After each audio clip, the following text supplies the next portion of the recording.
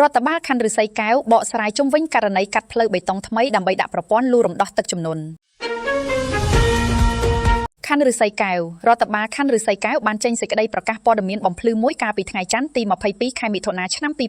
2026ជុំវិញករណីការដ្ឋានកាត់ទទឹងផ្លូវបេតុងថ្មីអតីតផ្លូវរថភ្លើងស្ថិតក្នុងមូលដ្ឋានសង្កាត់ទួលសង្កែទី1ដើម្បីរៀបចំប្រព័ន្ធលូរំដោះទឹកជំនន់ទឹកភ្លៀងបន្ថែមចំនួន1ខ្សែការចេញមកបកស្រាយនេះធ្វើឡើងបន្ទាប់ពីមានការរិះគន់និងការចុះផ្សាយពីបណ្ដាញសារព័ត៌មានមួយចំនួនជុំវិញផលប៉ះពាល់នៃការដ្ឋានមួយនេះយោងតាមការបញ្ជាក់ពីទំព័រផ្លូវការរបស់រដ្ឋបាលខណ្ឌឫស្សីកែវគម្រោងកាត់ផ្លូវបេតុងដែលទើបនឹងស្ថាបនារួចនេះគឺជារឿងចាំបាច់មិនអាចខ្វះបានដើម្បីដោះស្រាយបញ្ហាជន់លិចលំនៅឋានរបស់ប្រជាពលរដ្ឋរាប់ម៉ឺននាក់ដែលតែងតែកើតមានឡើងជារៀងរាល់រដូវវស្ស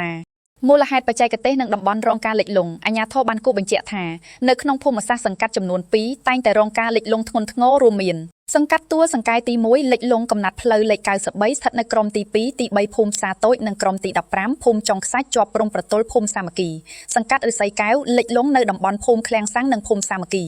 យោងតាមការពិនិត្យផ្នែកបច្ចេកទេសប្រព័ន្ធលូចាស់ដែលកាត់ទទឹងអតីតផ្លូវរថភ្លើងនោះមានទំហំតូចពេកមិនអាចបូមឬរំដោះទឹកភ្លៀងបានទាន់ពេលវេលានោះទេដែលជាហេតុធ្វើឲ្យទឹកហូរយឺតនិងដក់លិចលំនៅឋានប្រជាពលរដ្ឋក្នុងរយៈពេលយូរបង្កផលលំបាកដល់ការរស់នៅនិងជីវភាពប្រចាំថ្ងៃដំណោះស្រាយនឹងការសម្របសម្រួលចរាចរណ៍ដើម្បីដោះស្រាយបញ្ហានេះជាកត្តាចម្បងត្រូវស្ថាបនាប្រព័ន្ធលូរំដោះទឹកថ្មីដោយអូសទាញទឹកចេញពីតំបន់ព្រំប្រទល់សង្កាត់ទាំងពីរឲ្យហូរកាត់ក្រោមផ្លូវបេតុងថ្មីនេះរួចតភ្ជាប់ទៅប្រព័ន្ធលូមេផ្លូវលេខ99ឆ្ពោះទៅទម្លាក់ចូលព្រែកអូវែងនិងបន្តហូរចូលទៅទន្លេសាបតាមរយៈស្ថានីយបូមទឹកគីឡូម៉ែត្រលេខ9ក្នុងសង្កាត់ស្វាយប៉ាជុំវិញការចុះផ្សាយរបស់បណ្ដាញព័ត៌មានមួយចំនួនដែលថាផ្លូវបេតុងថ្មីទើបសាងសង់រួចតែត្រូវកាត់ដាក់លូនិងបង្កឲ្យមានការកកស្ទះចរាចរណ៍នោះអាជ្ញាធរខណ្ឌបានទទួលស្គាល់ថាពិតជាមានការកកស្ទះមួយខណៈពេលពិតមែនក្នុងអំឡុងពេលដែលគ្រឿងចក្រកំពុងអនុវត្តការងារទោះជាយ៉ាងណាក៏ដោយរដ្ឋបាលខណ្ឌឫស្សីកែវបានអំពាវនាវដល់សាធារណជននិងប្រជាពលរដ្ឋមេត្តាយោគយល់អធ្យាស្រ័យដោយសារគម្រោងការដ្ឋាននេះគ្រោងនឹងបញ្ចប់ទាំងស្រុងនៅក្នុងអំឡុងខែកក្កដាឆ្នាំ2026ខាងមុខនេះហើយ